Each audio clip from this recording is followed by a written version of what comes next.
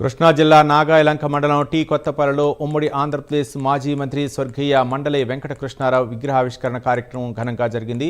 శత జయంతి ఉత్సవాల్లో భాగంగా నిర్వహించిన ఈ కార్యక్రమానికి media academy chairman Suresh Kumar, Janasena జిల్లా అధ్యక్షులు సామినేని ఉదయభాను, అవనిగడ్డ ఎమ్మెల్యే మండలి బుద్ధప్రసాద్ హాజరై విగ్రహాన్ని ఆవిష్కరించారు.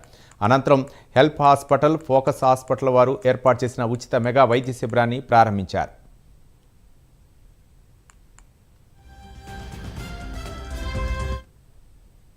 మనం గుర్తుంచుకోవాల్సింది మరొకటి ఉంది. అన్నిటికంటే నా పర్సనల్గా నేను ఫీల్ అయ్యేది ఏంటంటే, మండలి వెంకట కృష్ణారావు గారిని మనం ఎక్కువగా గుర్తుంచుకోవాల్సింది దేనికోసం అంటే, ఆయన గాంధేయవాదానికి కట్టుబడిన దానికి ఆయన ఎక్కువగా గుర్తించాలి. మనం గాంధేయవాదానికి కట్టుబడడం, గాంధేయవాదాన్ని ఆచరించడం అంత తేలిక కాదు. చాలా కష్టం, చాలా చాలా కష్టం. ప్రత్యేకించి పవర్ క్యారిడార్స్లో తిరుగుతున్న మనుషులకి, అంటే అధికారం నడవాల్లో తిరుగుతున్న మనుషులకి అది మరింత కష్టం. అధికారం చేతిలో ఉన్నప్పుడు ఆ అధికారాన్ని త్యజించడానికి ఎంత టెంప్టేషన్ ఉంటుంది. త్యజించకుండా ఉండేందుకు ఒక పని కట్టుకొని ఒక దొంగతనం చేయటం వేరు, ఎదురుగా డబ్బులు కనపడినప్పుడు ఆ డబ్బు తీసుకోకుండా ఉండేందుకు మనసును కట్టుబడి చేసుకోవటం వేరు. తేడా ఉంది. అధికారం చేతిలో ఉండి ఆ అధికారాన్ని తృణప్రాయంగా ఎంచి గాంధేయవాదానికి కట్టుబడ్డారు చూడండి మండలి కృష్ణారావు గారు. అది చాలా గొప్ప విషయం, చాలా చాలా గొప్ప విషయం. ఆచరించి చూపాడు ఆయన. మాటలకు పరిమితం కాల, ఆచరించి చూపించిన వ్యక్తి వెంకట కృష్ణారావు గారు. దివిసీమలో ఉన్న తీరప్రాంత గ్రామాలు మరి ఇబ్బంది పడ్డాయో, ఆ గ్రామాలన్నింటినీ పునర్నిర్మించడం అనేది సామాన్య విషయం కాదు. మరి ఆ టైంలోనే చేశారంటే మరి అలాంటి విజన్ ఉన్న వ్యక్తి శ్రీ మండలి వెంకట కృష్ణారావు గారు. మరి అలాంటి వ్యక్తిని స్మరించుకోవడం ప్రతిరోజు, మరి శత జయంతి ఉత్సవ కమిటీ కూడా ప్రతిరోజు కూడా 9:30కే వెళ్ళి విగ్రహానికి పూలదండలు వేయడం కూడా ఆ శత జయంతి ఉత్సవ కమిటీని కూడా మేము పూర్తిగా అభినందిస్తూ ఉన్నామండి. ఎందుకంటే అలాంటి నాయకుడికి మనం చేయాల్సిన అవసరం ఉంది.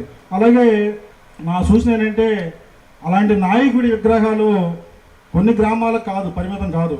అవనిగడ్డ నియోజకవర్గంలో ప్రతి గ్రామంలో కూడా, ప్రతి ఒక్క గ్రామంలో కూడా విగ్రహం ఉండాలని చెప్పి కూడా సందర్భంగా తెలియజేసుకుంటా ఉన్నాను. ఆ విధంగా ఆలోచన చేసిన అవసరం కూడా ఉంది. మరి సోదరుడు బండ్రి డారి ఒక ఆలోచన చేశాడు.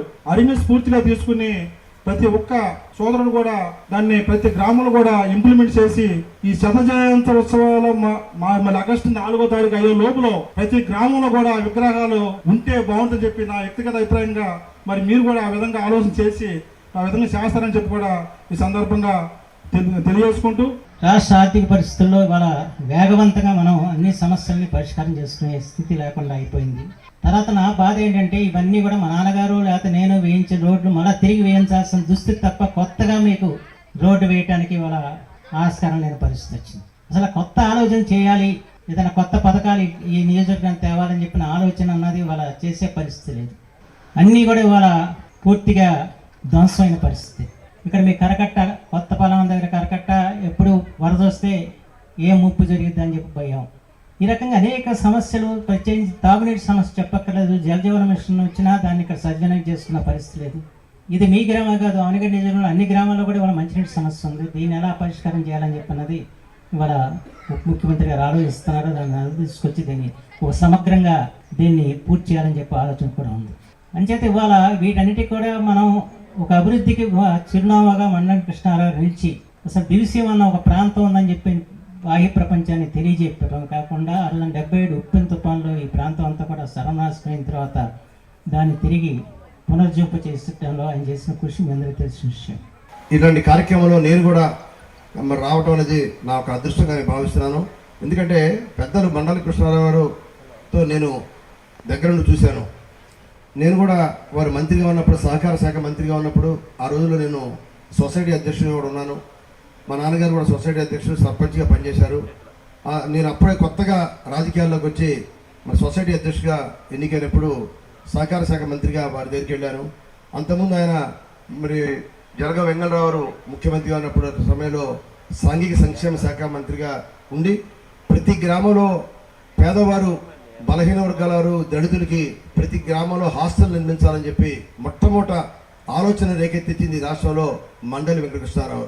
లక్షలాది మంది పేద విద్యార్థులు, ఎస్సీ వారు, బలహీన వర్గాల వారు, ఎస్సీ హాస్టల్స్లో, బీసీ హాస్టల్స్లో, ఎస్టీ హాస్టల్స్లో ఈ విధంగా 3 విభాగాలుగా ఆ రోజు వెంకటరావు గారు ముఖ్యమంత్రిగా ఉన్నప్పుడు 1975 ఆ ప్రాంతాల్లో మరి ఈ రాష్ట్రంలో అన్ని చోట్ల అటు తెలంగాణ, రాయలసీమ, ఆంధ్రప్రదేశ్లో ప్రతి మండలంలో, ప్రతి నియోజకవర్గంలో ఒక హాస్టల్ కావాలి, ప్రతి నియోజకవర్గంలో ఒక సాంఘిక సంక్షేమ హాస్టల్ కావాలని చెప్పి మరి ఆ రోజు పెట్టించిన ఘనత మండలి వెంకటేశ్వరరావు దక్కింది.